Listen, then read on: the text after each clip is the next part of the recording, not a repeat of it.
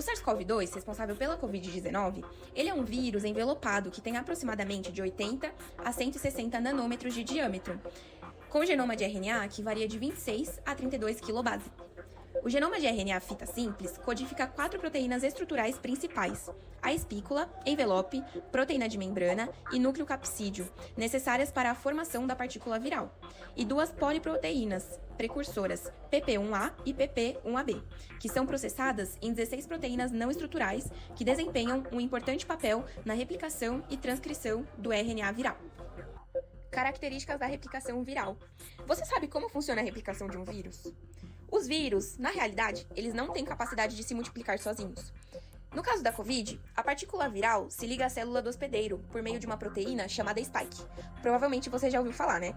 Ela é presente na membrana do vírus, ligada ao receptor de membrana na célula do hospedeiro. Nesse processo, o envelope viral se funde à membrana da célula e é introduzido na célula do hospedeiro. Uma vez no interior da célula, o genoma viral comandará o processo de replicação e síntese de proteínas virais. Eventualmente, genomas e proteínas serão agrupados e serão montados novos vírus, ainda incompletos. Ao atravessar a membrana, o vírus levará consigo um pedaço dessa estrutura, que se constituirá no envelope. Eventualmente, após adquirir seu envelope, o novo vírus gerado deixará a célula. Como consequência, uma célula infectada poderá dar origem a milhares ou milhões de novos vírus, que estarão prontos para infectar novas células ou novos hospedeiros. Sobre a biologia do vírus. O SARS-CoV-2 é um vírus que contém em sua membrana 29 protótipos da proteína spike, o qual se liga com a enzima conversora de angiotensina 2, ECA2. Em seguida, ocorre a fusão da partícula viral na célula do hospedeiro e, após essa etapa, ocorre a replicação viral na célula. Na maior parte das vezes, o sistema imune consegue combater o vírus de forma eficaz. Entretanto, de 15 a 20% dos pacientes vão apresentar sintomas mais severos. O que isso quer dizer? Depois de 5 a 14 dias após o primeiro sintoma, o vírus finalmente consegue chegar ao pulmão, iniciando uma inflamação grave. Nesse momento do ciclo, há poucos vírus no organismo, mas a maioria das agressões é feita pelo próprio sistema de defesa. Isso significa que a forma como a imunidade interage com o vírus influencia muito na gravidade da doença, sem contar que o tratamento intra-hospitalar também interfere muito na resposta do paciente. Sobre os aspectos patológicos da Covid-19. Eu tenho certeza que provavelmente você já deve ter escutado que a Covid afeta diferentes pessoas de diferentes maneiras. E também você concluiu esse raciocínio escutando diferentes relatos sobre as pessoas infectadas, sobre os sintomas manifestados por elas. A explicação para isso é bem simples. Isso acontece porque essa doença ela pode atingir diversos sistemas, o que não possibilita a existência de um sintoma característico exclusivo para ela. Existem alguns sintomas recorrentes, que podem ser mencionados: febre, tosse, cansaço, perda de paladar ou olfato, dores de garganta, dor de cabeça, dores e desconfortos, diarreia, irritações na pele ou descoloração dos dedos dos pés ou das mãos, olhos vermelhos ou irritados. Sobre o sistema imunológico, a primeira coisa que a gente precisa saber é que ele é um dos fatores importantes para determinar o curso da doença. Então, diante disso, sabendo que uma resposta imune efetiva, ela é importante para o controle e eliminação de quase todas as infecções virais. É fundamental elucidar os mecanismos do sistema imunológico para a eliminação efetiva do SARS-CoV-2.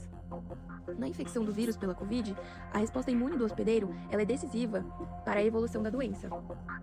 Os humanos produzem anticorpos específicos para SARS-CoV-2, células TCD4+, e células TCD8+. Elas possuem papéis protetores no controle de infecções virais, porém a importância dos componentes da imunidade adaptativa varia dependendo da infecção viral.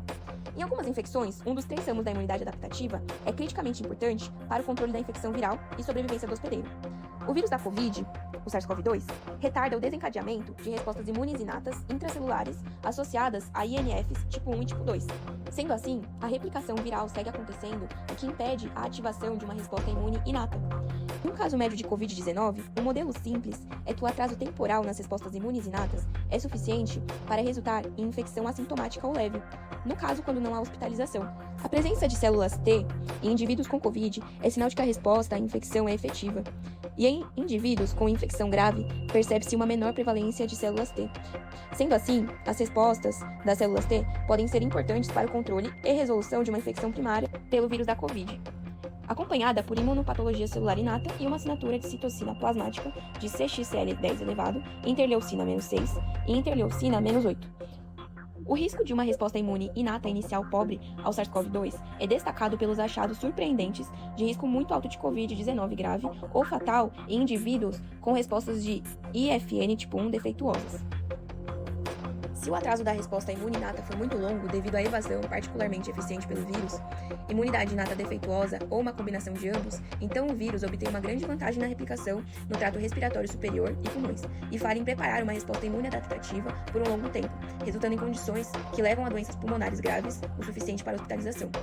Na infecção aguda, os linfócitos TCD4+, têm a capacidade de se diferenciar em uma variedade de tipos de células auxiliares e efetoras, com capacidade de instruir os linfócitos B, ajudar os linfócitos TCD8+, reestruturar a resposta imune inatas, ter atividades antivirais diretas e facilitar a reparação de tecidos. As células T foram encontradas em quase todas as respostas contra o SARS-CoV-2. Os linfócitos TCD4+, são encontrados em maior quantidade, sendo identificados como um grupo de células essenciais para o controle primário da infecção.